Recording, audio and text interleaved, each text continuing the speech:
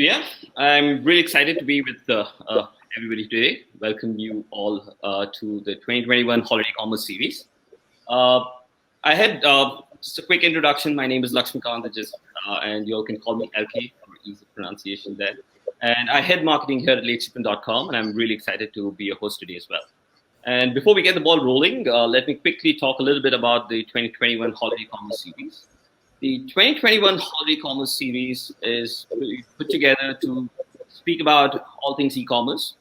So, from organizing virtual events to bringing together industry experts, so you and everybody can learn from the best in the industry, and of course, we also have been putting together useful resources such as brand stories, success stories of brands who've been able to deploy successful strategies during the holiday season. We want to amplify their story, take their stories to bring their stories to you all, so you get inspired with their success strategies.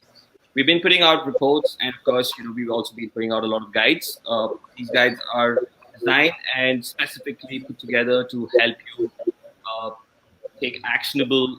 Uh, take action during the holiday season and succeed during this season.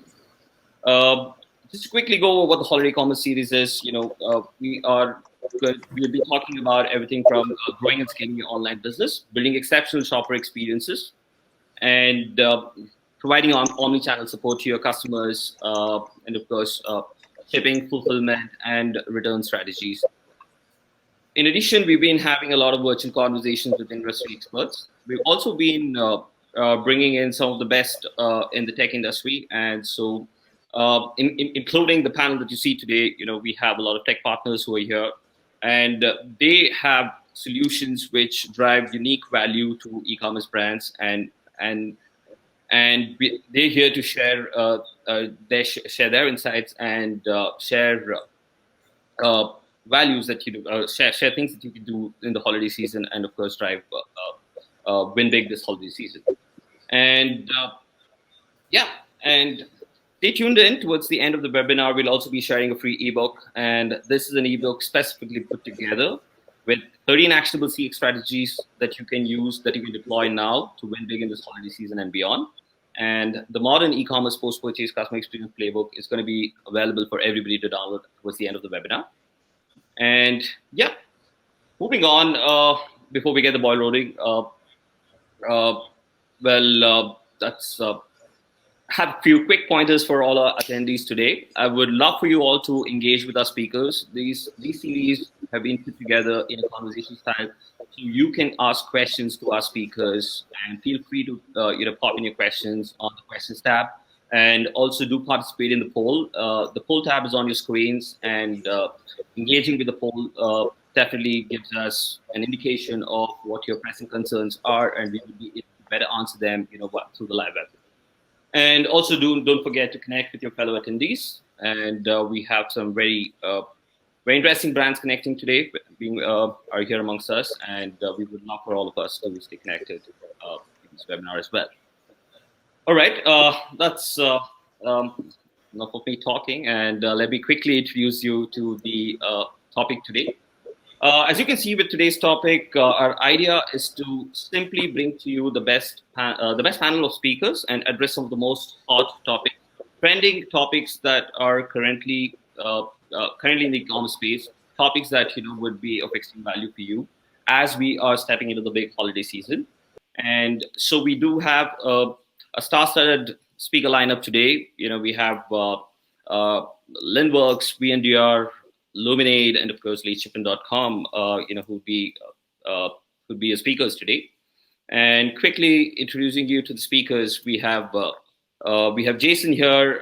Jason is the general manager of North America for Linworks, and we have Stefan here, who's the co-founder and CEO of VNDR. We have Daphna, who's the VP of Marketing and E-commerce with Luminate, and we have Shri, who's the founder and CEO of lateshipment.com. And yeah, with that said, let me quickly take a moment to switch screens and hand it off to Jason. Yeah. While Jason is pulling up his screen, quick introduction. Jason is an e-commerce veteran for over say 15 years, with experience spanning from digital marketing, advertising, e-commerce, and back office operation. In his role as general manager at Linworks, he uses his experience to drive successful total commerce strategies for thousands of global sellers and brands. All right, over to you, Jason. All right, perfect. Well, I can't see you guys, so can you guys see my screen? Everybody can hear me? Yes.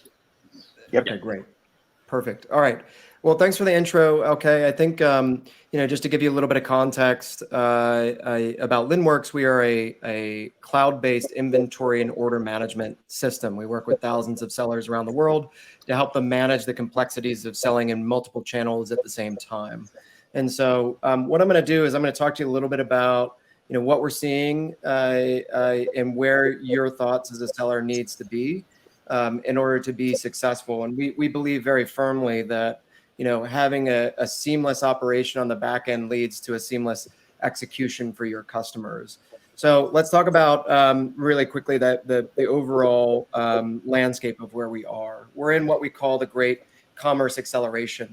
And so, if you look at any great transformation of an industry, for example, the music industry, it takes time to make that transition to a new medium of consumption. And for the record industry, going from retail first to digital first, from the first advent of a digital distribution channel, it took about 20 years for that digital distribution channel to become the predominant method of consumption. And we're going through a very similar transition in the retail space as we go from retail first, digital second, to digital first, retail second. That COVID has been a massive accelerant in that transition. Even though we're about 10 years through, the next 10 years that we'll see will be a huge acceleration forward. And what we're seeing is market acceleration, the demands from consumers as their expectations for where they consume products are shifting dramatically.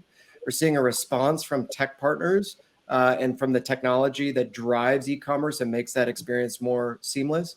And then in response, we're seeing enterprises really make shifts. Even though large customers that we work with, for example, are typically about 80-20 in favor of retail right now, in terms of where their revenue is coming from, they're now making significant investments in how they approach that transition to digital first. And now is that time to make that shift so that you don't get left behind as a seller. And when you look at where e-commerce is happening, it's happening predominantly on marketplaces. These guys are masters at engagement. They're spending billions of dollars to attract consumer eyeballs. And a lot of times as a seller, for example, with Facebook, Google, and even Amazon sometimes, you're paying them for more access to those eyeballs. And so to that end, marketplaces control about 62% of all global e-commerce transactions right now. And that trend will continue. So marketplaces have to play a key strategy or key piece of the strategy for a successful e-commerce play as a brand. And talking about where we are, there's a lot of headlines right now with the supply chain for obvious reasons. And as a seller, I sympathize. I was there, went through similar things, and I talk with sellers on a daily basis about this as well. And what I want to demonstrate with this slide is where you need to be thinking. If we look at what's happened with COVID, at first there was a major problem with manufacturing and challenges in getting raw materials to your warehouse or to your manufacturing plants to develop your products. But that started to subside and manufacturing came back. That led to issues with a backlog as that logjam moved down the river to shipping and getting your products on shore. And so we saw an acceleration in the costs of shipping containers from, to ship a shipping container from China to the port of Los Angeles was $3,500 pre-pandemic, went all the way up to almost $40,000 just a few months ago. And so massive acceleration and backlog being cleared and, dramatic steps being taken to help address that issue. And as those solutions started to come to market, just in the last couple of weeks, we started to see a precipitous drop in the cost of actually shipping goods. And the link in the chain, follow the links in the supply chain. What's coming next? Warehousing. So brands have been oversupplying, and also with the logjam breaking and the past orders coming through, we're now seeing record lows in terms of availability in warehouses. We're also seeing some of our customers buying up warehouse space when they haven't even broken ground or leasing warehouse space that hasn't even been built yet. And so we're seeing costs rise in the warehouse and supply rise, and it's leading to an oversupply. So what we're telling sellers is, even though you've had your head down for 20 months straight, just dealing with what comes in front of you, the real key to coming out of this, especially post holiday season, is focusing on distribution. We have a couple key challenges in distribution. Number one, we have a driver shortage of about 80,000 drivers right now. So costs are accelerating there. But with this oversupply, now there's going to be a need to distribute your products faster, so you don't have revenue leakage or margin leakage by having those products sit on the shelves. And where is that preferential treatment going to go? In terms of the distribution, it's going to go to marketplaces. And you're seeing, again, more channels like Michael's and Bed Bath & Beyond start to transition into marketplaces. And just today, Walmart started drone deliveries of groceries in Arkansas. So there's heavy investments by these companies in that last mile distribution and delivering convenient experiences that consumers expect from you. And again, as a seller, you have to factor in these marketplaces, these channels, in order to be successful in the new economy. And the reason for that is, of course, these guys are great at setting consumer expectations towards an effortless experience. Consumers expect those products to be available where they spend most of their time, delivered on their terms, however they want them. And again, that experience is happening on marketplaces. And why is that important? Because convenience is the number one criteria that we ran a study and found that consumers look at convenience as their number one criteria for making a purchase. If they can make a convenient purchase, they will purchase it. If it has a lot of friction, they're not going to purchase it. And that experience, that seamless experience, that seamless distribution, and getting those products that you want when you want them is occurring again on marketplaces. So, like I said at the top of this, getting delivering a really great experience for your consumers really starts with how you operate in your back of house. And what we do at Linworks is we try, and similar to you making a seamless experience for your customer, we're trying to make a seamless experience for our customer, which is you, a seller, in accessing new channels and then streamlining that process through a single pane of glass from click to ship. What we say, putting total commerce control at the center of your organization. And what does that look like? Number one, what it looks like is providing you with connectivity to channels. A good e-commerce play is no longer your website or your website plus Amazon or maybe one other channel. A good, strong e-commerce play means that you're selling across all channels where your customers are spending time simultaneously. And so brands that don't address this issue and stay fully connected with their customers are going to lose and ultimately miss out on opportunities and allow for competition to wedge their way in. The second piece is about connecting your commerce operation. There's a lot of different systems that do a lot of different things, but you really want that one system that helps bring things together. So you get a single view of what's happening with those orders and can distribute that data from your single source of truth. And that's really important, again, towards streamlining that back of house and ensuring that every piece of the pie is doing its bit effectively to deliver once the moment that consumer or your customer clicks that button to buy. And the last thing is, we want this technology to be relatively seamless for you so that you can focus on what matters most. Because ultimately what matters most is your product and your customer, and taking a better product to more customers is what we want our customers to focus on. So to us, what that looks like is allowing you seamless connectivity to adapt and grow to a modern e-commerce environment, then providing you with tools to automate process through a single pane of glass. So we have a rules engine that allows you to be able to create automated rules and decision-making process that speeds up the process and eliminates human error and reduces your overhead costs in terms of investment and headcount to address repetitive tasks. And then ultimately, again, providing you with that centralized control, that centralized view and data and insights coming from all of these channels rather than you having to go to each channel and pull it individually. When you have a centralized view about where you're selling your products, where are your orders coming from, what products are selling most effectively for you, you can make better decisions about where to put your time and investments. And so we work with a lot of really great brands. Some noteworthy ones are Oatly and 10,000 and FOCO. direct-to-consumer brands that are exploding and growing very rapidly and looking at their strategy on a daily basis to adapt to that modern e-commerce environment, as well as companies like Ford and Disney, who are looking to adjust, business models that are over 100 years old into the modern era of direct-to-consumer. So we work with a lot of different brands, get some great insight into how to operate effectively across these channels.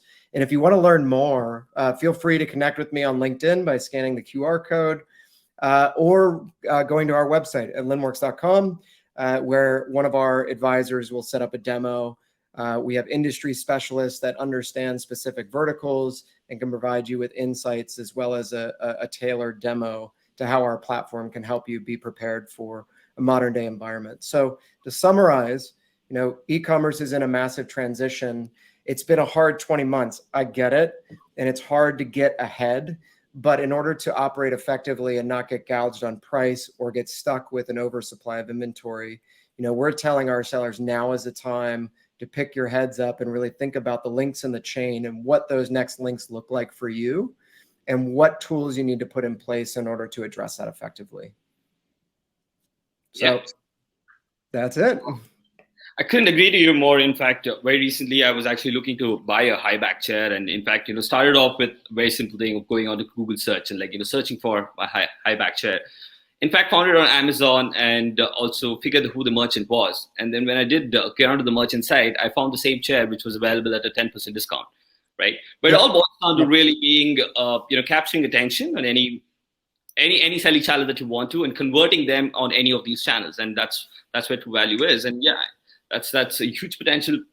I think consumers are a lot more conscious today of where they're spending the money, and they do a lot of research, including a lot of reviews that they see, and also want to be purchasing from the most trustworthy site possible. And of course, they could be selling off their websites, but then they probably trust Amazon to delivering their product on time, and so the conversion might be happening through Amazon, but they may be learning a little more about the product and the other products that they have in store on their website. So it's really important to be on the multiple channels.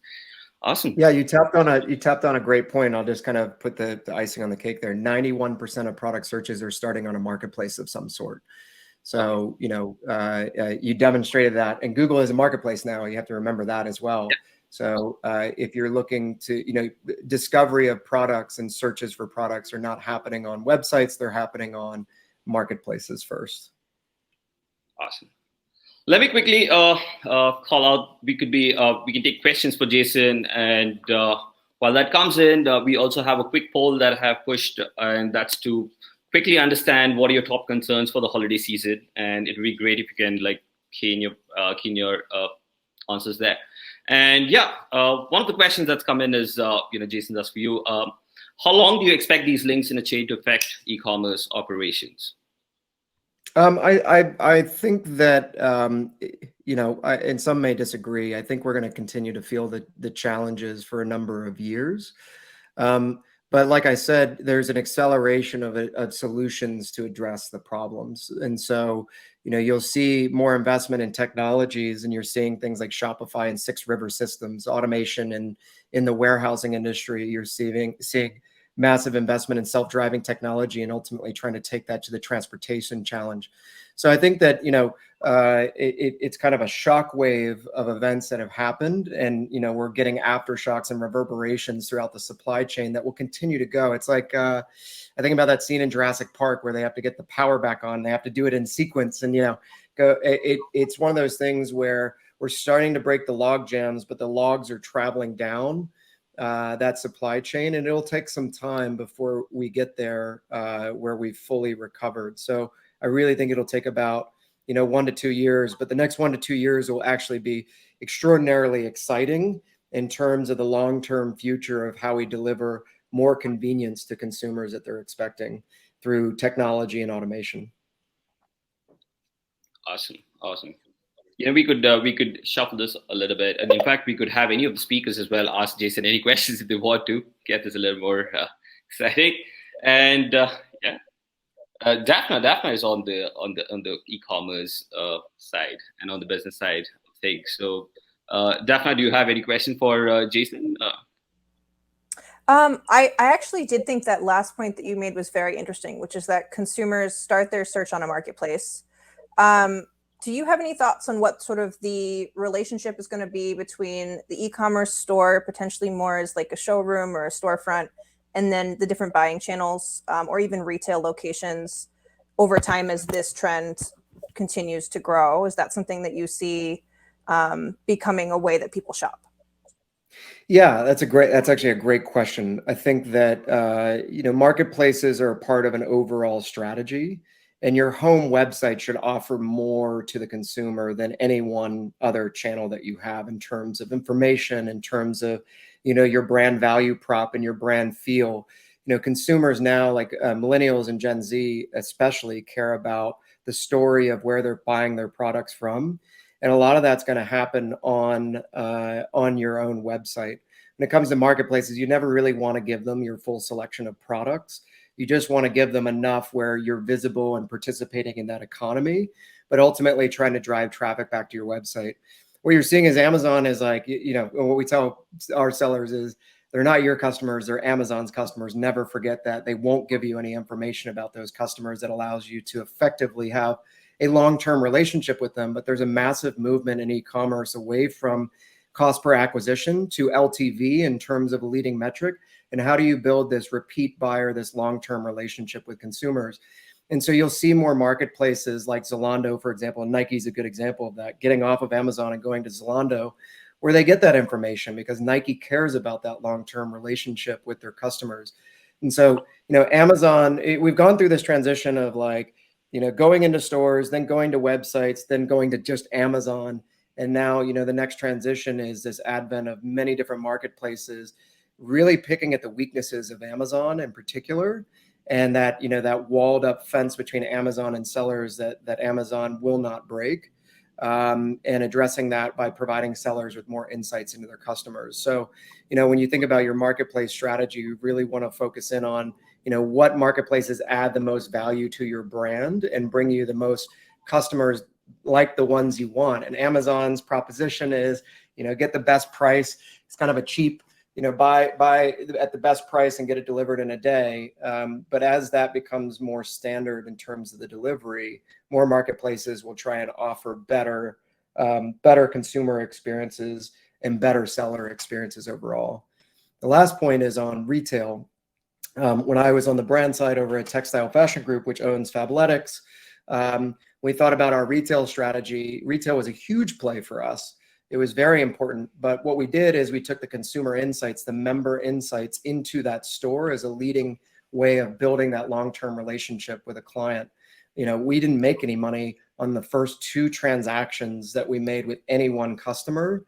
Is all about driving focus towards building that relationship. And so when you walk into our stores, the associate would ask you, are you a member? Let's pull up your member profile. Let's go through what your post purchases and how that can be complemented by these other things. Let's talk about the fabrics that you have and why those are important. And we brought that technology even into the changing room with iPads, where the consumer could look at their profile, look at what they purchased, look at what they had in hand, and find out more detail about it. And ultimately that drives a better consumer experience. So each one of these channels is going to be very important, but it starts again with that digital first mentality and trying to drive towards LTV as much as possible. It's a long-winded answer, but a lot to say on that. I guess somewhere down the line, this would probably give rise to another startup, which could probably be like, compare your prices amongst all the marketplaces and, buy off what site, like something like a hotel.com or a Trivago. You're looking for a product and they just fetch you all the results, scan the web, and then, you could you have a link to go purchase it from wherever site you want to. Awesome. Yeah. Thank you so much there. And there's another question for you before we leave you there, Jason. How does Linworks handle inventory management when expanding into new sales channels and territories? Say it again. So how do we handle inventory management? Yeah, when expanding into new sales channels and territories. Yeah. So, we focus there's a lot of talk about connectivity to channels and a lot of different technologies that provide those connections to channels. But this is our bread and butter. This is really what we focus on, is that depth of integration with each one of these channels. And so when you talk with a provider, find out what the depth of their connectivity into these channels is, because there's thousands of different API endpoints that any one connector could have. And so what we do is, we have a great depth of core integrations, and allow that process to be very seamless. Enter in your credentials to these channels, and we pull in all your information and we synchronize it. So once you're connected and you have your channels connected and you have your settings, how you want those channels to be treated and the inventory to be treated on those channels, we ultimately keep those rules and automate that distribution of information to those channels. So if you want to take a listing down on Shopify once you hit 3 units on Shopify, but you want to run out of your units on Amazon, you can set those individual rules for each channel and ultimately run those simultaneously across the same inventory pool. So for us, again, it's about that seamless connectivity to the channels, the depth of connectivity to the channels, and then ultimately providing you with flexibility and tools to manage these channels, not as like I sell one on this channel and I pull one down on this, but down to a super granular level of what you can actually decide to do across each channel, given across that single SKU. Awesome. Thank you so much, Jason, there. And thank you for really elaborating on a lot of these questions that came in very patiently. Sure. Thank you so much. Hopefully I didn't take too much time away from Daphna and Stefan. That's all right. Yeah. So next up, quickly bringing in Stefan here. Stefan, while I quickly give you some time to pull up your presentation deck. Quick introduction. Stefan comes with 10 years experience in the perishable product space, and currently is on a mission to help other brands navigate the perishable logistics space and scale quickly. All right, Stefan, I hope you're looking good with things. And yeah, can you guys see that all right? Yeah. Does it look small? Yeah, it does, right? No, it's all good. It's all good. Yeah. It's full screen? Okay. Yep. Okay, awesome. Oops. So thank you guys all for having me. Just going to talk to you guys about Vendor. I'm the CEO and co-founder. And what Vendor is a shipping platform for perishable food brands. We focus on overnight shipping and driving down the cost of that particular service, although we do offer, all the other shipping services as well.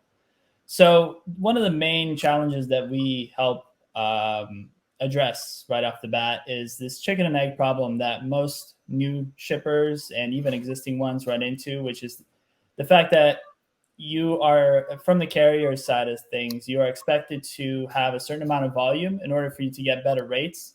But usually you would need better rates to get better volume to kind of build that volume, especially when it comes to shipping overnight, nationwide, or even just shipping anywhere nationwide.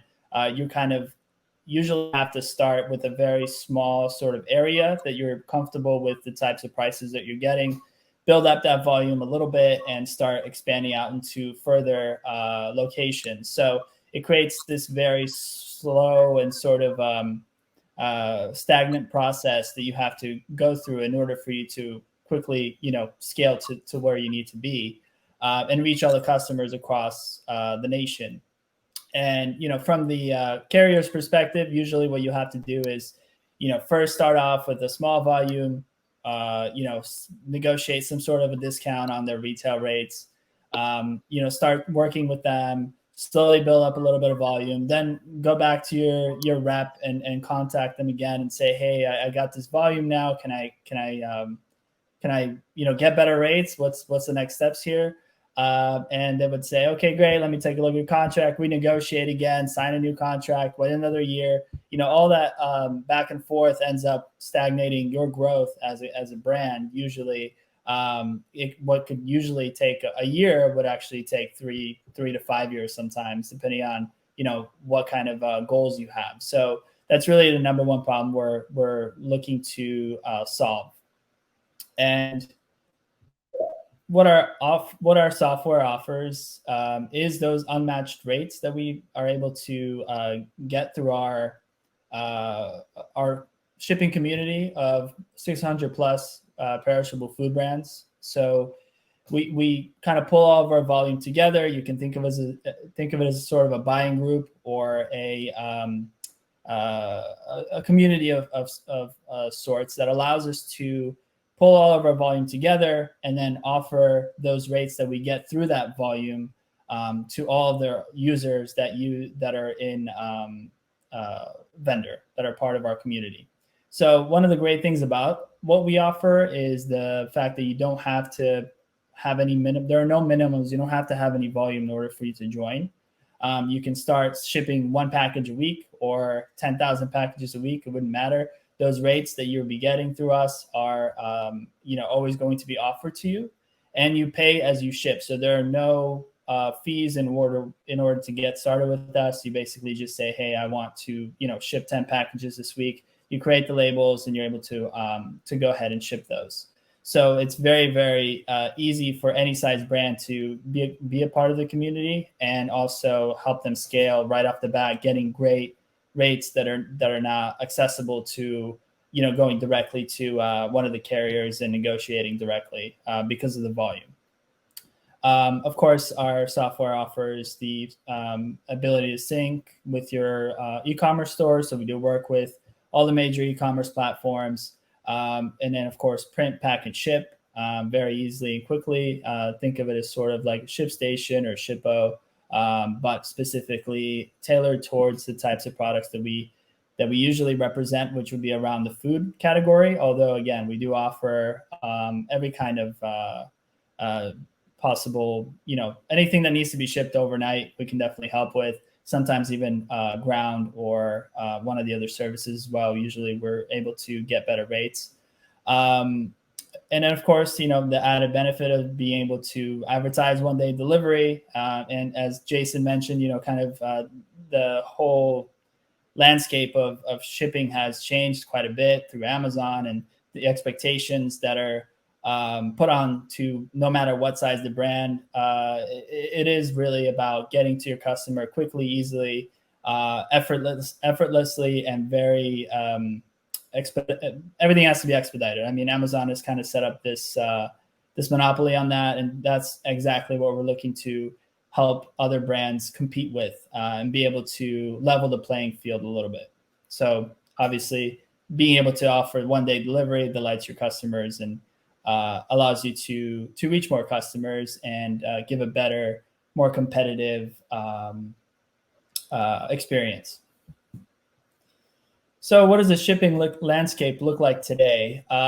There are quite a bit of changes, as we've all noticed in the past couple of years, but specifically even this year, things have been extra wild. One of the bigger things that we're seeing is the carrier rates are going up quite a bit, more so than pretty much ever in a one single year increase. So FedEx and UPS, USPS, they've all announced about 6 to 8% increase in their shipping costs. USPS actually has already put that into effect, and FedEx and UPS are putting that into effect in the next, by Q1 or January 1st, basically. Fuel surcharges, fuel prices going sky high. I don't know where everybody is, but here in LA, it costs about $5 a gallon. So no real surprises there. The fuel surcharges are between 12 and 15%, kind of fluctuating on a daily basis, which is a huge cost added to the shipping, fees, and ends up, making a lot of areas that were normally okay to ship to, made sense with your margin, kind of be out of reach at this point. And it's really caused a lot of inflation throughout the entire supply chain. And again, I guess continue talking about inflation. Everything is going up, as a lot of people might have experienced already. Everything's at all-time high. There's really no forecast that says that's going to be ending anytime soon, ever maybe. I don't, as Jason said, 1 to 2 years. I mean, I'm hopeful, but I don't know that that's going to happen. I think that prices might continue going up, or at least staying at this very level for quite some time. And then, of course, there are the delays. So the carriers have had a difficult time navigating, especially through COVID. FedEx specifically has dropped to about an 84% on-time delivery rate, which is pretty rough. And I know that late shipment has probably been all over this and knows all about this. But basically, there are a lot of delays that are happening, and the lack of, hireable workforce, the delays within the logistics chain, and everything that we've all been mentioning is contributing to this, and it's not really going to be resolved very quickly. It doesn't look like the delays are going to get any better within the next few months, and especially during this holiday season, it's going to be definitely difficult to navigate. Again, FedEx is one of the worst ones right now. UPS and USPS has been pretty much staying strong and one of the stronger carriers when it comes to their on-time delivery rate. So what can you do about what is going on? Of course, price increases are price increases. Not much can be done, but you can mitigate those increases and mitigate your risk. There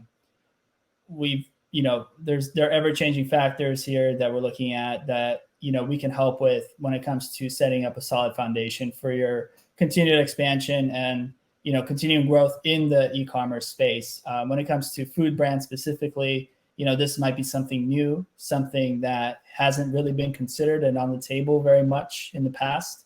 But as we've seen through COVID and continuously today, a lot of brands are moving towards shipping direct and figuring out how to work with different marketplaces, as Jason mentioned, how to get their product to the customers directly or through more creative means rather than just going straight to the retailers and putting their products on the shelf. And even getting to those retailers, they're finding different ways to do that. Instead of just using the regular sort of distribution chains, they're shipping directly to retailers and being more flexible in a lot of ways. So, back to what we can do to kind of help you with this is, number one, getting better rates. So we have a shipping community, and we are able to offer our rates and have no contract, no volume minimums. You only pay for what you actually ship. And you can enjoy reliable savings with us. So even though the prices are going up, we're going to be pretty well adjusted to, continuing to offer pretty stable and reliable prices that are so hopefully mitigating some of that extra, increase. Another thing that we can do is you should do is cover your shipments. So I know late shipment is very much part of this, and they are our partner when it comes to filing claims. But what we offer within our platform is also a UPS Capital policy that allows us to cover any shipments, no matter the reason for the delay. If your shipment ends up being over a day late and ends up spoiling or is damaged or lost, we are able to recover the entire product cost plus the shipping. For that, so making you whole again and allowing you to, delight your customer and be able to, hey, you know what? Sorry about that. Here's a refund. We'll send you a new package. No problem. So that really helps out especially in these holiday seasons, and considering all the delays that we've been seeing and on-time delivery rates being so low. And then I would also, I talk to a lot of brands, and they're always asking me what can we do here, and I mean at the bottom line, you really should raise your prices if you haven't already. There's been a lot of companies that, talk to me and they're kind of hesitant to do so. I would definitely reconsider. I mean, the prices are not going to be getting any better. It's not some sort of, weather the storm situation. You're going to need to keep up with inflation and the rate of logistics and some of the other issues that are coming down the pipe or have already arrived. And it's not going to do you any good to try to hold out and not, keep up with the market. I mean, the good thing is every one of us is dealing with the same sort of challenges. So in a way, we're all in the same boat. and we're all going to have to raise our prices accordingly, and you're not going to be singled out in any way. So, definitely consider that. Maybe a price increase between 5 and 10% is pretty much what I've been seeing across the board. Okay. And, you might be thinking, okay, who is this guy? So I have started a perishable food brand myself called Raw Juicery about 8 years ago.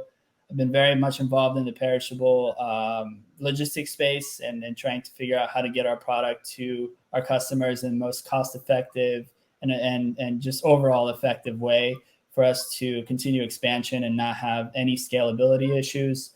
So kind of taking some of those internal tools that we've developed over the years of building that brand and some of the other smaller companies that we started has been what Vendor ended up being as a result of all those things. So it's a lot of know-how, and kind of our goal here is to help brands to navigate some of the space and be able to cut down on some of the learning curve and the scalability issues, and hopefully helping brands scale faster and get to viable business models very quickly, rather than having to, kind of, as we did, stumble through the whole process and, not really getting to a good place for years and years, and spending time, renegotiating contracts with carriers and going back and forth and being frustrated with the entire process. And ultimately, maybe shutting down a great program. Maybe a lot of brands are trying to get e-commerce going, but it's just not working. There's a lot of issues, a lot of delays with shipping, very high costs, etc. And I've seen a lot of brands just kind of throw in the towel until they figured something else out. And that's not what we really want to see. We also do consider ourselves as sort of a resource for, different types of, whether it's packaging needs you guys have or anything else that you need help with. We'll be happy to discuss and share resources and hopefully get you to that point. So, we work with a lot of great brands, as I mentioned, about 600 of them. What we really wanted to do is change the way that the landscape is set up when it comes to overnight shipping, and just focus on, helping brands deal with the changing landscape when it comes to Amazon, when it comes to some of these expectations that are thrown onto the brands at this point, and be able to just focus on that specific niche, which is overnight shipping and that expedited delivery. And as a result, and because of our background, we're definitely working with a lot of brands that are in the food space, but again, definitely open to chatting with anybody that is interested in, streamlining and making things faster and, getting their product to the customer as quickly as possible. So get in touch. You can definitely book a demo on vendor.com, and my email is listed there. You can also find me on LinkedIn, and, have at it. Let me know if you guys have any questions. Thank you for your time. Thank you so much, Stefan. And in fact, Stefan has been on the both side of the fence, right? He's been handling a business and the raw juice company, and of course, also we pretty much know that he means business. If he's actually witnessed a problem, it's a real problem, and he's been able to take that and build a solution out of it, and help a ton of other retailers out there. And I think him being behind the scenes, he gets in a lot of insights on the shipping trends and how you're going to be stepping into 2022 and strategies that you need to be implementing. So definitely, I'm going to keep an eye out for everything that you've been writing on your blog, and of course, that's invaluable information, in fact. All right, quickly taking a couple of questions here, Stefan, for you. I have one question that's come in with C's. What are the benefits of switching to an express and overnight only shipping strategy? Well, the most obvious one is the customer experience. Having for Raw Juicery, for example, we every day we cut off orders at about 1 p.m. and we process everything that day throughout the day up until 1 p.m. So basically, if you go to our site and you order, a juice cleanse with us, and you order it, let's say at 12 p.m. Pacific time, we'll be able to get you that same cleanse at your doorstep by 10:30 a.m. the next day. So it really, shortens that time period between, an impulse buy to getting it on your doorstep and getting started on the whole program. That's, something that's really set us apart quite a bit from our competition as we've been growing and continue to grow our company there. So that is, I think invaluable in a lot of ways. You don't really realize how your customers will react to that kind of service until you actually implement it. And even if it's a product that normally doesn't, you're thinking, well, it doesn't really need to be there tomorrow. Like, what's the big deal? I would say that there is actually a big deal, and what your competitors might already be doing is getting it to the customer faster, and therefore building a better, lifetime value and getting more of those reorders because of just the efficacy and ease of getting that product to you right away. I mean, what we want, I think ultimately what everyone is trying to do is recreate what it would be like if you were just to go into a grocery store and get all the stuff you need right now, right? So the closer we can get to that as a brand when it comes to food, even more so, but I guess a lot of other products as well. The closer we can get to that, the better. And, everyone is pushing in that direction. So in order for you to keep up with the changing, expectations, I would definitely say that's one of the great reasons to do that. Another benefit I would say is if you are shipping perishables specifically, you can definitely cut down on some of those refrigerants, liners, all of the different all the other packaging material that's not your product, and cutting down on some of that cost, cutting down on your footprint when it comes to just, as much as we like to use environmentally friendly liners and ice packs and all that stuff, it costs a bunch of money and it does end up still having an impact on the environment. So the less we have of those disposable items, the better. And then of course, lowering some of those refrigerants, for example, you can lower the weight of your package and allows you to ship further with less. So those are also, some added benefits there. Awesome. Thank you so much for that, Stefan. Really appreciate you taking the time to answer that. Absolutely. Thank you. Awesome. All right.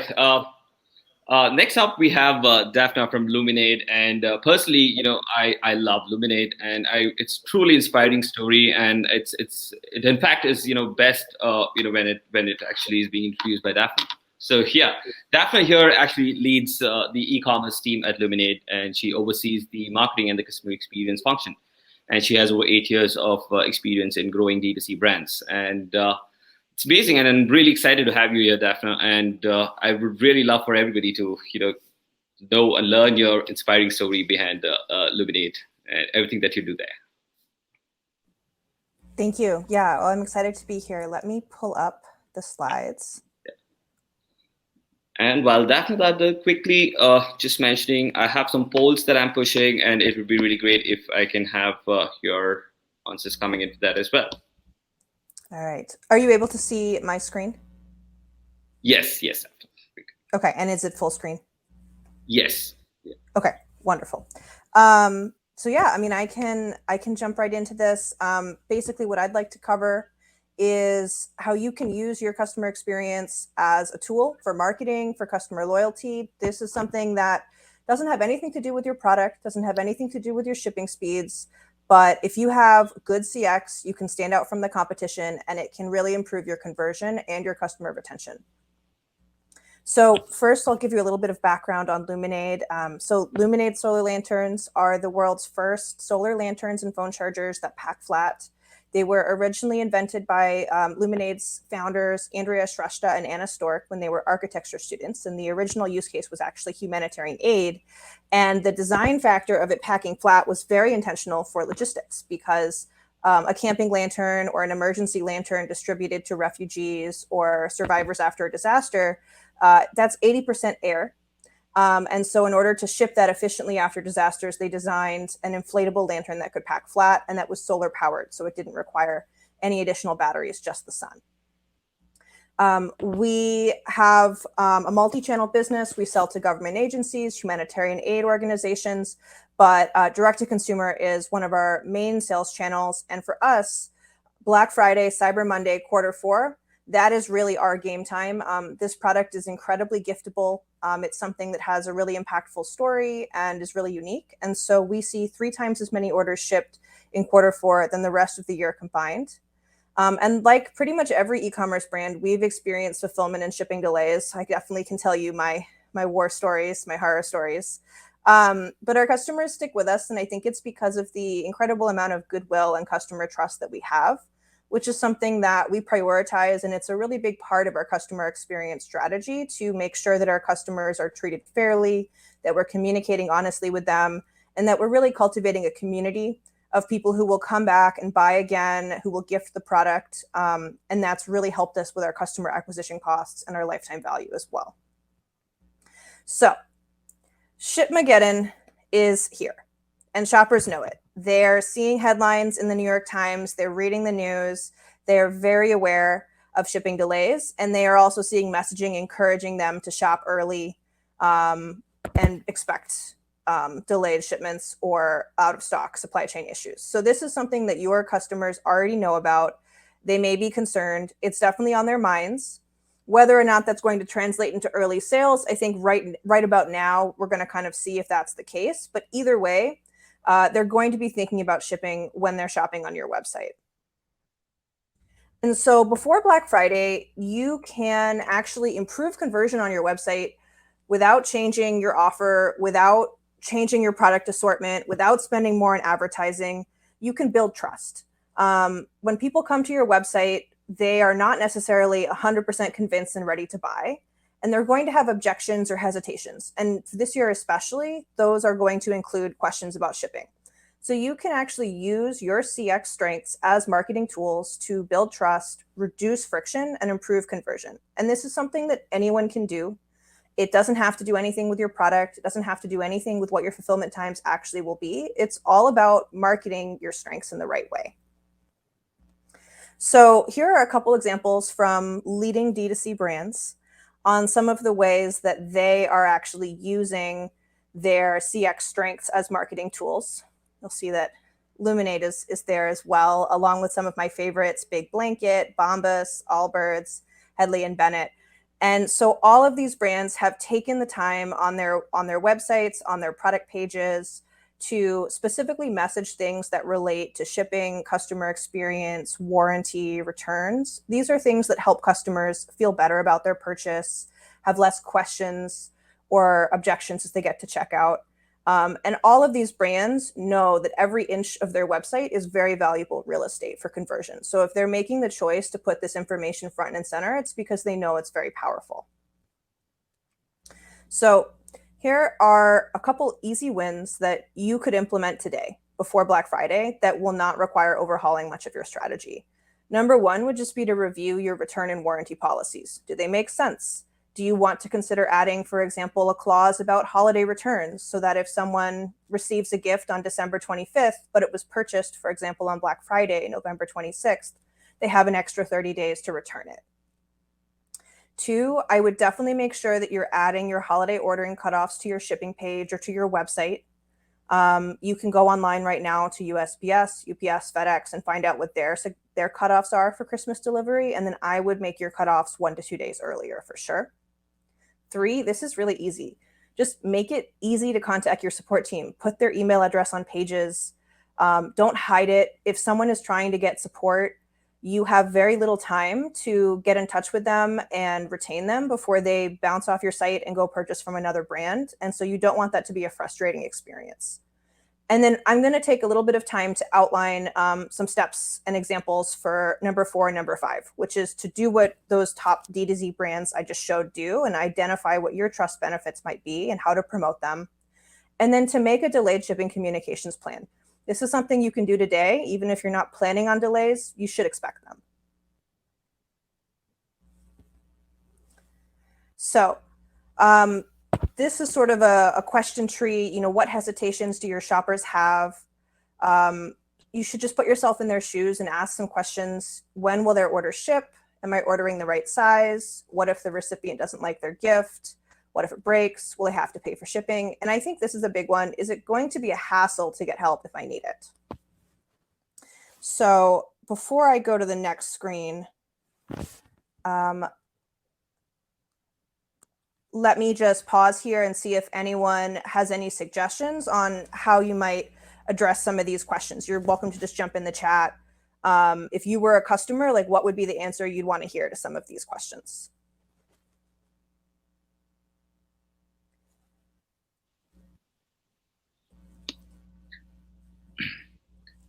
Sriram usually battles a lot of these questions, when I think he's on a lot of these calls, with customers. I'm sure he has like probably a complete roll of answers that, he might have heard. Well, we talk both to, yeah, go ahead. we talk both to customers as well as merchants, right? Like, as far as customers are concerned, the standard answer they want to hear is if anything goes wrong, the merchant is going to take responsibility for it, right? Like, if you don't like it, the merchant takes it back. If it gets me late, the merchant accepts a return. If I need assistance, the assistance is available yesterday, right? Like, that's pretty much the answers that customers typically want to hear.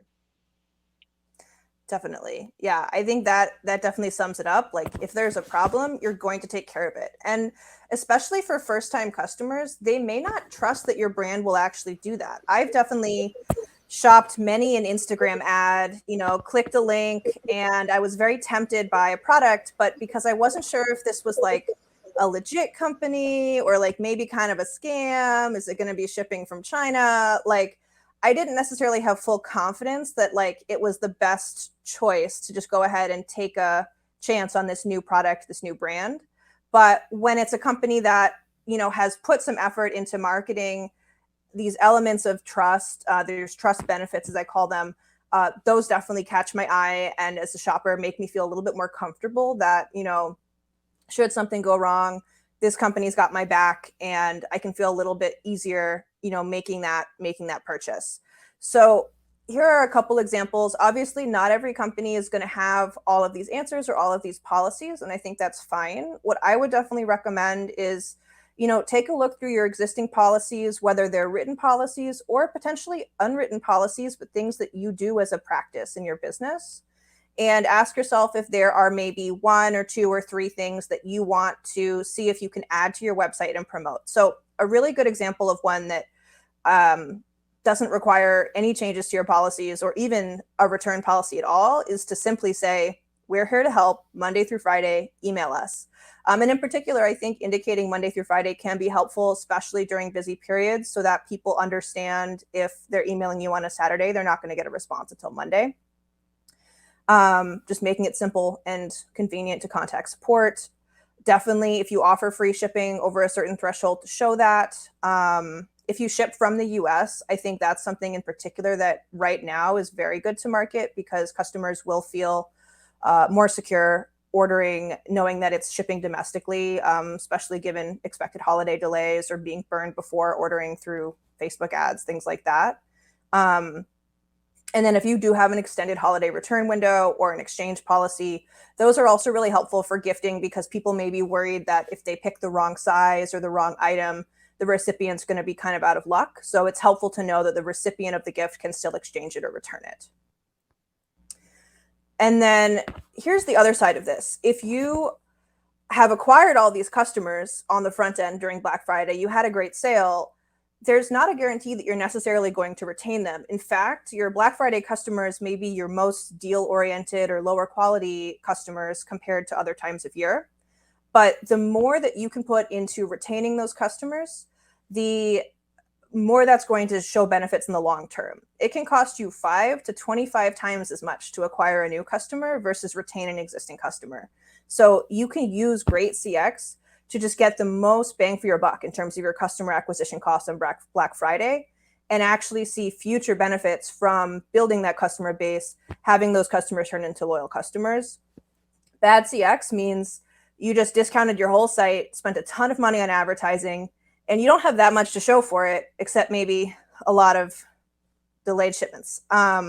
So I definitely think that, there's a real cost to bad CX, and there's a real benefit to taking the time to differentiate yourself from the competition with excellent customer experience.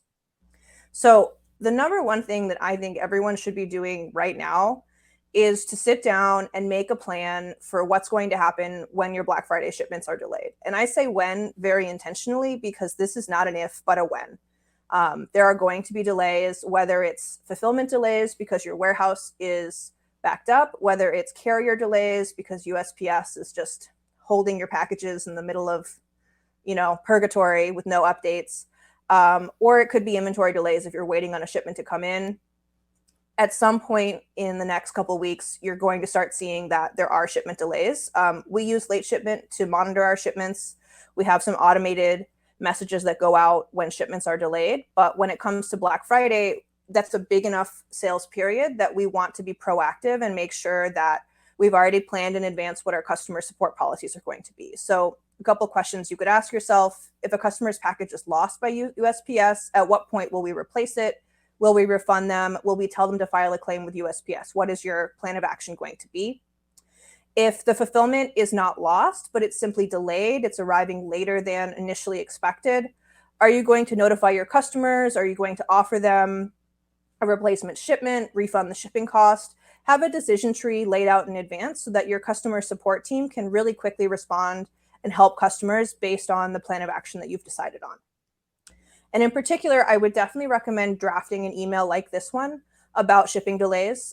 This is an email that we actually sent earlier this year after our Memorial Day sale. And there's a couple things that I'll highlight about this email. So first thing that we did was, we received a record number of orders over Memorial Day weekend.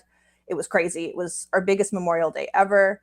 And we knew that our warehouse simply was going to need more time to pack because we were also following COVID-19 safety protocols and social distancing. And we wanted to make sure that orders were packed safely and accurately. And that simply was going to require a little bit more time than initially expected in order for everyone to do their jobs right and avoid mispacks. And so first thing that, we asked ourselves was, what questions are customers going to have about this? And so Father's Day was coming up. We knew a lot of these orders were Father's Day gifts. So we made sure to explicitly say that orders will arrive in time for Father's Day. And that was the drop dead delivery date that we had in mind for every order. And in fact, orders arrived well before Father's Day, but we knew that was sort of the worst case scenario that people were concerned about. Additionally, we took some time to thank our customers, to sort of make them feel like they were part of our success, and to acknowledge that this was something that was good for us. This was a good problem to have. And, we're really grateful that so many of our customers chose Luminade this summer, even though it is causing these delays. And then the last thing that we did, and I think this is especially effective for things like holidays, birthdays, events, is we specifically asked customers that if they had an upcoming deadline that they needed their package to arrive by, to reply to the email and tell us. And then we would move that package to the top of the queue, or we would upgrade the shipping speed. We would do what needed to be done to get that customer their order on time. And here's how it turned out. So it was crazy. We got so many replies to this email, which also was just like a big boost for our email deliverability too, which is kind of a nice bonus. But so many people responded just to say thank you for letting us know. No rush. If someone needs it for a gift, please ship theirs before mine. And then plenty of people did respond and said, I need it by Father's Day. I'm going on a trip. It's for a birthday. And our team was able to basically prioritize all the most urgent cases because those customers had self-identified themselves by responding to the email. And it created a lot of goodwill. And I think that it also helped with trust. If instead what we had done would have been maybe to sort of go the route of least resistance and just ship the orders a day or two late. What instead I think would have happened is that customers would have been frustrated. They would be checking their tracking. Many of those customers might have ordered on Friday or Saturday before the holiday weekend. And so our warehouse didn't open again until Tuesday. And so even though technically Tuesday is one business day from Friday, customers are going to be wondering where their shipment is. They're going to be wanting their items. And so by getting ahead of this and emailing them before they started to wonder, it sort of turned the situation around and made this a really positive experience that I think helped us retain these customers and avoid, causing basically a bunch of really, really angry, unhappy customers. I mean, we did get, a couple people were upset, and we did our best to make them happy. But by and large, this was a really positive experience. And I'm really glad that we took the time to let the customers know in advance and to be transparent with them. So at the end of the day, I think you should be thinking now about communication and how you're going to be addressing issues with your customers proactively. If it's bad news, let them hear it from you rather than finding it out on the online tracking page. You can really get, a lot of goodwill just by being honest with your customers, regardless of the outcome of what happens with their shipment. So just the way that you communicate and the way that you sort of prioritize how you're going to inform customers and manage their shipments is going to be something that you can do to differentiate yourself from the competition this year. And they'll remember a good experience. They'll probably remember a bad experience more. So you might as well go ahead and make this a better experience than all the other bad experiences they're about to have with all the other online purchases that they're going to make over Black Friday. So that's it from me. If you are interested in getting a Luminade lantern for your own camping trip or your holiday gifts, you can head to our website. You can use the code BRIGHT. And if you're interested in Luminade for your company's corporate gifts, we do print logos on them. They make great gifts. And you can go to business.luminade.com. I've also provided my email address here and my LinkedIn. I'd love to connect with you or answer any additional questions past, the webinar itself. Awesome. Thank you so much, Daphna. That was really great in terms of what you brought to the table, the insights that you showed, the email, the responses, and I couldn't agree more that trust is extremely critical for a business to succeed today. Well, it also goes on to say that but we all know that the holiday season is upon us, and of course what shipping delays, etc., are bound to happen. But as you said, the probability of gain will be so much higher when there is that established trust with your consumers. Right, and demonstrating that empathy and really really treating your customers right will definitely pay you off in the long run, and definitely well said. Awesome. Quickly taking a couple of questions for you, Daphna. I do have one that's come in which says, should we be putting messaging about shipping delays on a site, or is that going to be hurting conversions? Yeah. This is a good question. It's one that we went back and forth on a lot last year. I remember when I was managing the CX team, I initially was very hesitant to put anything about delays on the website in advance of Black Friday. I didn't want to scare customers, but I also think that at the same time, it is a little bit of a bait and switch if you are expecting potential delays and customers are ordering and not seeing anything about that. So I think you do need to kind of weigh the pros and cons of that for sure. I would say, even if you don't want to necessarily say Black Friday orders may take 3 to 5 days to ship, if that's too scary, you could say, during peak periods, orders may take an extra 1 to 2 days to ship, something kind of soft, just to kind of cover your bases so that if customers, are wondering, is this going to be a totally normal shipping experience? Or if I'm ordering on Black Friday, is there going to be more of a backlog? I think it wouldn't hurt to add something, or to additionally say we guarantee all Black Friday orders will be delivered by Christmas. So it's something to think about and ask yourselves. But I would lean towards at least putting something soft about peak periods and extra processing time, because I think that's more honest. Yeah. Also being transparent definitely pays. Awesome. Quickly slipping in another question for you here. So what about brands that don't offer extended returns or free shipping? Should we be updating policies to compete? Yeah, this is so should you be changing your policies now?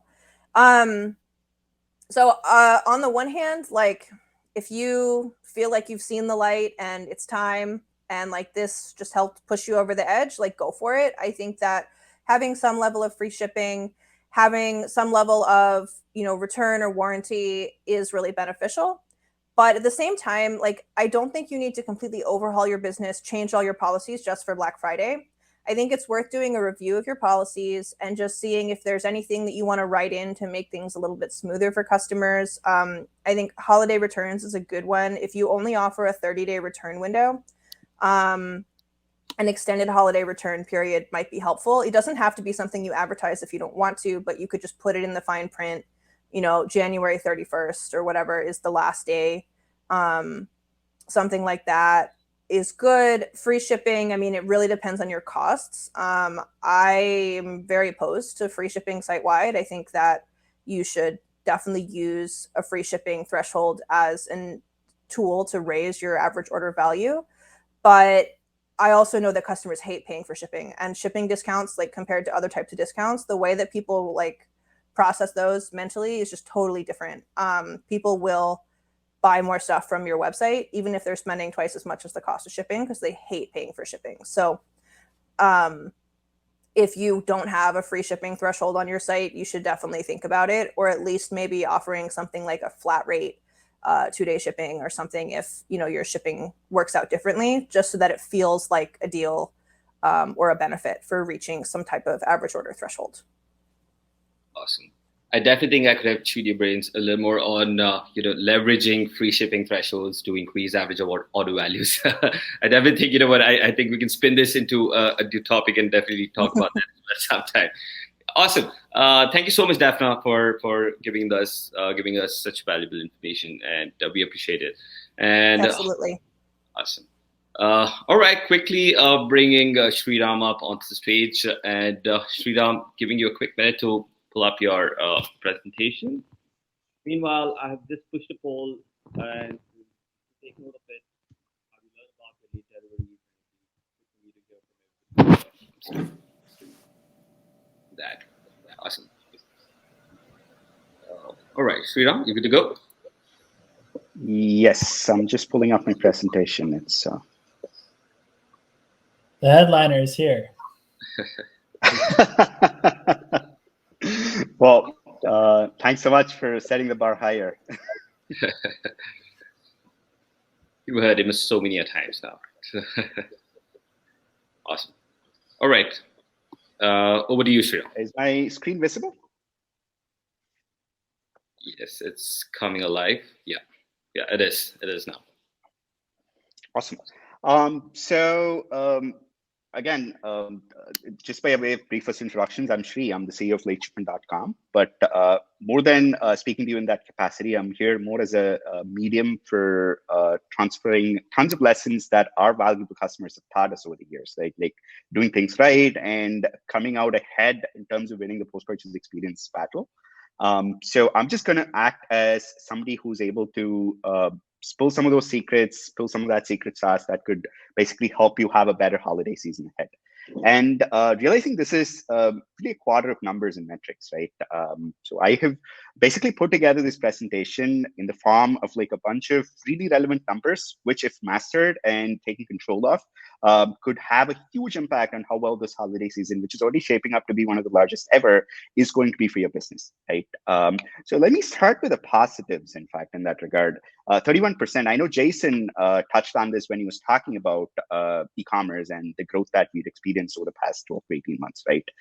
In fact, the numbers say 31% is the growth rate that e-commerce in general has had over the past 12 to 18 months, like year-on-year growth. The primary reason for this, of course, is the fact that there have been huge changes in the behaviors of customers in terms of how they shop and where they shop from, right? A lot of it forced because they were maybe confined indoors and then they were forced to purchase online. But then the good news is a lot of this behavior change that we observed is here to stay. We don't really see it as behavior change, which is going to go back to retail for shopping, but rather like a period where a change that was expected over a 7 to 8 year period kind of happened in a condensed fashion, right? And this 31% growth rate resulted in 2020's holiday season being the largest ever in terms of revenue, order volumes, etc. And 2021 is set to eclipse that record even more. It's set to go on record as the largest holiday season ever. I mean, I know several years set that record, but this year, all the indicators suggest it's going to be massive, right? Well, having gotten that good news out of the way, right? Yes, all merchants out here are quite likely set to have a bumper holiday season. But then that brings me to a few places where attention really is deserved, especially on the post-purchase phase, right? In fact, something that unifies every merchant out there. If you are letting a customer shop online, it's inevitable that your warehouse is separated from the end customer receiving the shipment by a shipping carrier. And if you're like most merchants, I know the past several weeks, even several months, have gone into preparing yourselves exceptionally well for handling all the challenges that come with having like an amazing website, having a warehouse that is extremely streamlined, having fulfillment policies that have been gone over with a fine-tooth comb, right? But if you think about it, most merchants, even if I still go to them and ask them, hey, at what point does the responsibility over your order basically stop? And I would say, I would wager like 7 or 8 out of 10 customers are basically going to come back and say, hey, the moment the shipment leaves the warehouse, I am free of that responsibility. But then in the larger scheme of things, if you are considering an average of 2 to 5 days that a shipment is going to be spending in transit, that means more than 50% of that shopper's customer experience is still left over, right? Like he's not received the shipment, it's still in transit. And if you're not in control, or if you're not doing anything to make sure the experience of the customer is perfect, even during that post-purchase phase, it means you are starting off on a back foot, right? The standard response to that often when stated these facts is that, hey, every business has to my responsibility is done. It's in the hands of a shipping carrier. What more can I do about the shipment at this point? And I don't have to particularly care about it. The response to that often is the error rate itself, right? If you go back to 2020, especially the holiday season, one of the things that particularly stood out was the fulfillment delays, right? I know that where shipping carriers themselves were operating under a lot of stress, there were delivery constraints, social distancing protocols, etc. Combined with the huge order volumes, it meant on an average 27% of shipments did not reach the destination on time or had some sort of delivery issue while it was in transit, right? And even if we consider 2020 to be an anomaly, even during regular operating times, those error rates are not that much better, right? About 10 to 11% of shipments actually have some sort of issue while it's in transit. And 2021, unfortunately, combined with the supply chain issues, et cetera, is set to even eclipse these numbers in many major parts of the country, right? Well, the response continues in this regard, right? Like if presented this figure again, many merchants come back and say, hey, this is something that governs every merchant out there. You're not an exception. And I'm sure customers understand the pressure that we go through. Customers understand that we aren't really in control of what happens with shipment while it's in transit. Well, that's where the bad news continues, right? 53% of customers, and this figure comes from tons of research that have been done in this area by very many reputable agencies, surveys, and things like that. 53% of customers rate the delivery experience that they receive from a merchant to be a very important variable in deciding which merchant to shop from, right? And in addition to that, 1 in 3 customers, again, going by a lot of reputed research, say they will not shop from a merchant again after facing even one bad delivery experience. And as Daphne pointed out a little earlier, this number is even more ominous for brands that merchants are trying out for the first time, younger brands, etc., because customers are already maybe battling that question of trust and faith, right? Like this is the first time they're shopping from a merchant. They've taken a plunge. They've ordered something from a merchant. If the delivery experience doesn't quite pan out to be right, that's often the very last time they're going to be shopping from that brand, right? And in that regard, customers, even though when questioned independently, probably do know that the delay could be attributed to a shipping carrier and not the brand. But in the bigger scheme of things, again, as far as the end customer is concerned, their transaction was with the brand, right? As far as their initial opinion is concerned, the brand is basically hiring a shipping carrier to get the shipment to them on time. And as far as they're concerned, it's the brand that is responsible for the fulfillment experience and not the shipping carrier. So customers do attribute responsibility for anything that goes wrong in the post-purchase phase back to the brand they shop from. And when things do not go right, it's not just them stopping shopping from you again. It's often that they go out and they're very, very vocal about that experience they just received. So it often means they're going to dissuade others from prospectively even trying out the brand in the first place. And in the same way, right, like now that we have established, yes, there are going to be a lot of issues and these issues are really important to customers, that brings me to how support teams have to deal with this or what pressure they are usually under when it comes to phases where deliveries are not quite going right. In fact, if you're a brand and if you have any questions about this, one of the easiest way to verify what I've just put up on the screen, right? The second most common type of support ticket being a Wismo ticket or something that an end customer inquires about, hey, where's my shipment? Why is it not here yet? Is it running late? My order has not reached me. And you promised it to be here on a certain date. All these type of tickets which pertain to an order after it's left the warehouse, that is the second most common type of support tickets that is usually present inside your help desk. And you can go and verify that. And this means your support team is dealing with these type of queries day in and day out. And in fact, the volume of these queries go up as you get closer and closer to the holidays. Other sad news connected with these type of tickets, right? When a customer raises a Wismo ticket, it usually indicates that he's not particularly happy or satisfied with the delivery experience. He's maybe anxious. He's maybe upset about something being late. He's concerned his order may not make it on time. He's concerned that he's not received enough information about it. So this means the NPS score, the Net Promoter Score connected to a Wismo ticket that is created by a customer is typically 4. And the primary reason for that is because at the point when a Wismo ticket is created and a customer reaches a support agent, talks to him about that issue he was facing with delivery, that is often the very first time the support agent even hears about the problem, right? Something's running late, the support agent looks up that tracking number and figures out what the customer is saying is indeed true. Something did not quite reach the customer. That's the first time the support agent is discovering that the shipment has been lost in transit, right? So at that point, the customer support agent is caught on the back foot, and there is very little they can do to help the customer recover from that experience, except maybe apologize and offer some belated compensation, right? So if these issues are dealt with retroactively or in a delayed fashion after a customer calls in, the Net Promoter Score is usually very, very low. Not even in the, let alone the recommend category, not even in the shop from you again category. It's a customer telling you, hey, I'm not going to be shopping from this brand again, right? And tied to that, right? In fact, very many reasons why these Wismo tickets are created in the first place is often because the only notification that goes out from a brand as far as shipments are concerned is that single shipping notification that goes out as soon as the order is shipped, and it contains a tracking number.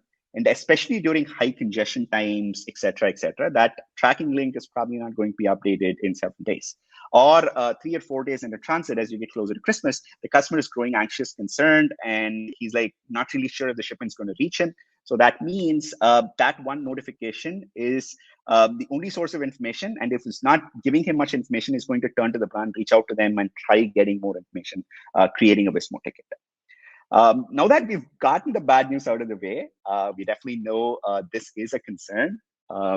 Let's try looking at a few very, very relevant things that we could be doing at this point. I know we're only about a few days away from peak holiday season, so I'll try keeping this very, very contextual. Back again to numbers, which can really help you set these things right. Even considering we're so close and there is very little time you can do to you have on hand to do something in this regard, right? Now that we are already on notifications, let's stay on topic. Let's see what we could do. I mean, in terms of sending that one notification out, which contains tracking information, let's see what happens when the number of notifications you send out to a customer while a shipment is in transit, all the way up to 4 rather than 1, right? The reason I say this, shipping notifications on an average, whether it's 1 or 4, have extremely high open rates, right? That immediately tell you customers love getting information about an order they just purchased. I mean, they've actually spent money, right? They're expecting this product to be delivered to them very, very eagerly. They're really looking out for it, and it means they're quite open to receiving information about it, right? So customers do open information about orders, like open these emails which tell them more about the shipment. And on an average, 45% of customers click on links in there. The most common link that you can find inside a notification email regarding an order in transit is a tracking link. And in addition to that, apart from tracking links, the emails provide an opportunity to maybe tell them a cool brand story, right? Engage with them. And more importantly, also offer supplementary purchase suggestions, right? Maybe the customer bought product A, and you have B, C, and D, which are very, very related products. And you put promotions in there for them. There is every opportunity that the customer is going to click through from that email, go back to your website, and maybe shop that additional product too. Same way, if there are things going wrong, as Daphne just pointed out in the presentation, one definite way to mitigate the impact on a customer is to warn them about it, be proactive about the information you share. So let's imagine a shipment going late. Rather than just waiting for the customer to be upset about that fact, sending them an email which says, hey, apologies, the shipment is running a couple of days late, and maybe including a coupon for a discount of a future purchase, quite likely means the customer is not only happy, but about 30% of the time, the customer goes on to purchase something else more from that coupon, right? Which results in additional revenue on your behalf. So these notifications are not only a source of information, but also an opportunity to engage and improve revenue on your behalf. Same way, I think tied to these shipping notifications, right? We did see the click-through rates for these notifications are exceptionally high. The typical place where these clicks go to, though, is a standard carrier tracking page, right? Which is great. I mean, the carrier tracking page definitely does contain information about the shipment, but stats suggest about 5 times customers going to that tracking page while an order is in transit. And in that regard, if you are sending customers to a carrier's tracking page, it means you're not getting anything in return for that click. Imagine how hard you compete for a customer clicking through the website before his order is placed. Now that his order is complete, he's already a customer, he's giving you revenue. At that point, the customer, by all of his own accord, is willing to come back to your website, but rather you're shunting him away to a carrier's website, right? So what could potentially be done instead is think about having your own tracking page, right? Something that reflects your brand identity, gives them information about the shipment, yes, but also displays that information in a brand consistent fashion, something that retains them within your ecosystem, provides the opportunity for them to maybe browse through other products, right? Or tells them a cool brand story, tells them maybe some setup instructions for the product they just purchased, anything that pertains to your brand and what they actually bought from you. And doing this often means customers will click through from this page. In fact, 12% click through, what you see there is for people going from this page to the rest of the website. And between this and the emails, etc., having purchase suggestions, about a 7 to 8% increase in revenue can be directly traced back to existing customers who are tracking shipments, who go back to your website and purchase something more and add to the order checkout with it, right? And that brings me to the power of proactively solving problems, right? The same 4 NPS that we saw, because customer support teams were often on the back foot when they learned about delivery-related issues late, and there wasn't much they could do to customers to solve the problem when it came to delivery-related issue. Just turn the tables around. If you are in a position to equip your support team, equip them with enough information and data, which lets them understand which orders that are currently in transit actually are running a risk of maybe facing an issue, right? Maybe something's lost in transit. The same time the customer learns about the problem, ensure that your support team also has a window to learn about that problem on behalf of the customer. And rather than waiting for the customer to call in and try solving that problem from then, have your support team reach out or pick up the phone, call the customer, apologize for the issue, and maybe ship a replacement immediately, right? So that particular problem is often solved in a very simple and efficient fashion before it escalates into a larger issue, right? And also, when this is dealt with proactively, it means customers are often impressed by the fact that somebody cared enough to reach out to them while an order was still in transit, and that often translates into a much, much higher NPS score, almost in the recommend territory. Even though the problem itself still happened, customers still walk away trusting and believing in that brand more to be able to take care of them. And that brings me to the end, right? Like, if we are to condense the things we saw in the previous slides and try organizing it into a very condensed plan that we could implement over the next few days, one thing would be to check what your communication channels are.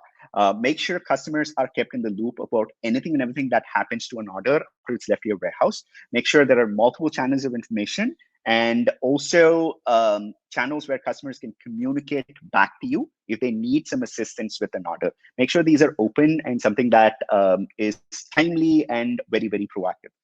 Second will be to make sure your support team is empowered both with data and also policies that immediately let them set things right, not retroactively, but in a proactive fashion while these issues are unfolding. And just as customers are being informed about this issue, make sure your support team is also able to get that same information and actually start acting on it.